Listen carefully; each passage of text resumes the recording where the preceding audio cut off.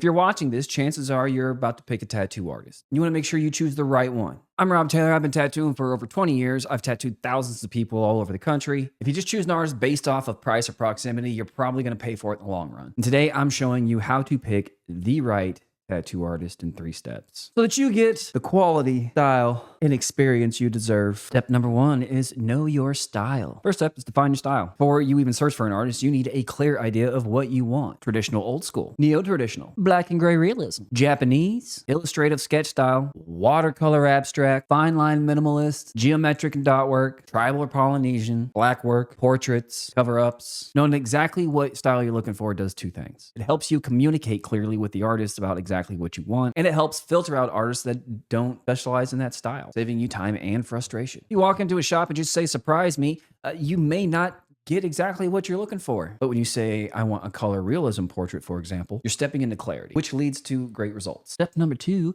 search smarter. Step number 2 is search signals that matter. When you're searching for the right artist, keep an eye out for these signals. They match your desired style. If you want fine line botanical, find an artist whose 90% of their feed is fine line botanical. Number 2, their work style is consistent. Again, if you're looking for a specific style, find somebody who their work is consistently put out.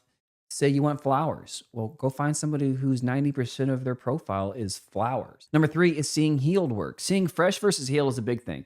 There's a lot of things I see fresh that people love that do not look good healed, and they don't look good healed in a few years from when they get it. So it's really, really important that you're looking at healed work, that your artist posts healed work. And then number 4 is kind of like a bonus, that they post long form content or posts that you get to, it kind of validates their credibility. You get to see how they work. You see them as a person, you get a feel for whether that's the artist you want to work with or not. When you search smarter based on these signals, you dramatically increase your chances of a great tattoo and not just picking somebody nearby. Step number 3 is build and vet your shortlist. So once you've identified 2 or 3 artists whose style matches what you're looking for, their portfolios are consistent, and you like their presence, you build a short list. And then you vet them by looking at reviews. And the key here is to look for patterns, not one-offs. If you see 10 reviews that say, I had a great experience, and 1 review that said, this guy sucks, I wouldn't just go off that 1 bad review. I would go with the pattern of the consistently good experiences that other people have had. Also, pay attention how recent the reviews are, how the artist interacts with the clients, whether it be